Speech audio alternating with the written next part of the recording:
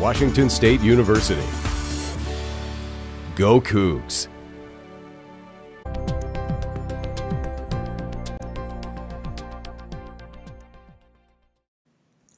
Hello and welcome back to the second module on our course for collecting smartphone sensor data using iOS. In this module, we're learning how to collect and display sensor data, and in part 3, we'll be specifically focusing on the location sensors. As you recall, the main location sensor on an iOS device is the GPS radios, which will provide the latitude, longitude, and altitude of the device, assuming that it has access to the GPS satellites. But as you know, GPS doesn't work as well indoors, and so the iOS device can use other means to find its location. Specifically, if the Wi-Fi is enabled, then it can look for the nearest access points or mobile hotspots. And if it knows their location, it can triangulate its position that way. The Bluetooth radios may be able to detect other Bluetooth devices in the environment if they have location information. If a magnetometer is available, then that will give us compass information. If a barometer is available, that can give us altitude information. And if the cellular hardware is enabled, then again, by using these nearest cell towers, we can also use that to triangulate our position. So there are lots of ways in which the device can find its location, but luckily all of that information is accessed through one common service called location services. Now we'll be adding the location information to our sensor app. Specifically, we would like to display the current latitude, longitude, and altitude of the device. So we'll be working to add that to our sensor app. Like the motion sensors, for location sensors, we'd also like to detect if they're available. And again, there are two ways to do this. One is we can add the specific device capability requirements so that the app will not even load unless the device has these requirements. The two of interest would be the GPS, so it specifically has to have GPS radios, or location services, where it would simply have to have some way in which to determine its location. And again, if we provide those and the device doesn't have them, then the app won't even load. The other way is to check within the app itself, in which case we can use this method called location services enable. Now, in this case, we generally want to do this when we turn on the location services because there are ways in which the user can disable them. For example, going into airplane mode will generally shut off all of the sensors that are useful for location. Or the user may simply decide to restrict access to location services for a time, in which case this method would return false. So we'll need to check for that periodically in our app. Now, authorization for the location sensors, the first step is similar to the motion sensors, and that is we need to provide a reason for why we want to access location data. And if we don't provide this reason and we try to access the location sensors, then the app will terminate. Now there are different ways in which we can ask for location information. The one we're going to use is called when in use usage description or access. And what that means is that we're only going to access location information while the app is running. As we'll see, there's another approach which is always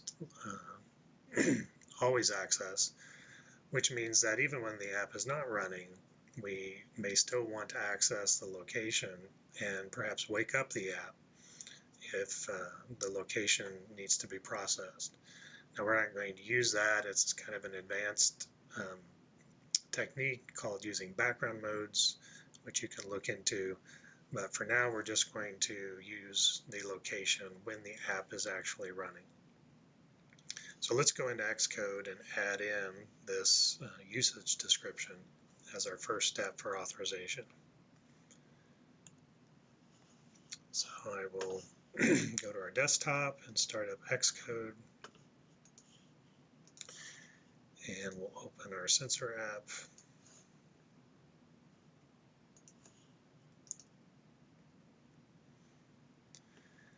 And so we left off here adding in the ability to display the motion sensor information. So now we will start working on location information. So our first stop is the property list as before. And again, if we wanted to require specific capabilities, we would add them in here. But the main thing we need to do is to add this usage description. So we'll click on the plus here and scroll down to the privacy section.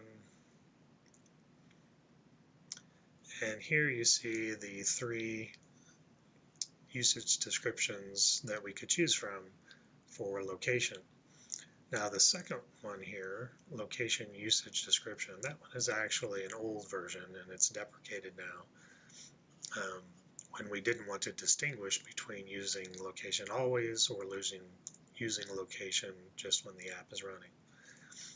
If we did want to use location always, we could choose this location always usage description. But for our app, we're just going to want to use the location when the app is running in use. So we'll choose this location when in usage description. And then we have to give the reason for why we want to use the location data. So I'll just give the same reason as for the motion data. Location data improves the accuracy of behavioral analysis. Okay, so that's the first step for authorization. And again, the app won't even run if we don't have that and try to access location services. But it's not the only step, because for location services, since they're kind of a little more private than motion data, we have to explicitly ask the user for permission to use those. So let me go back into the notes here.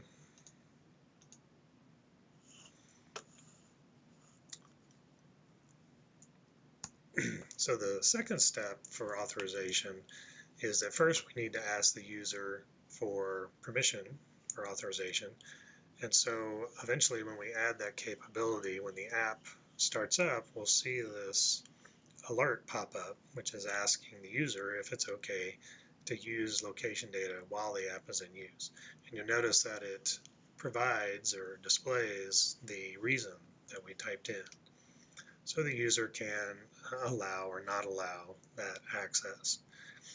Also, while the app is running, of course, the user could go into the privacy settings of the device and turn off this authorization. So even while the app is running, we need to be able to react to the possibility that the user changes authorization. Now, this is going to take a little bit more coding, so we're going to do that a little later. But that's the initial part of doing our authorization. So again, we've seen how the GPS and more in general, the location services will allow us to track the location of the device. We've looked at how we can test for sensor availability and the first step, at least, for doing sensor authorization. And we made the necessary updates to our sensor app. In the next part, we will look at the core location framework, which is the main framework for accessing location data. And we'll look at how to initialize that and then do the next step in the authorization.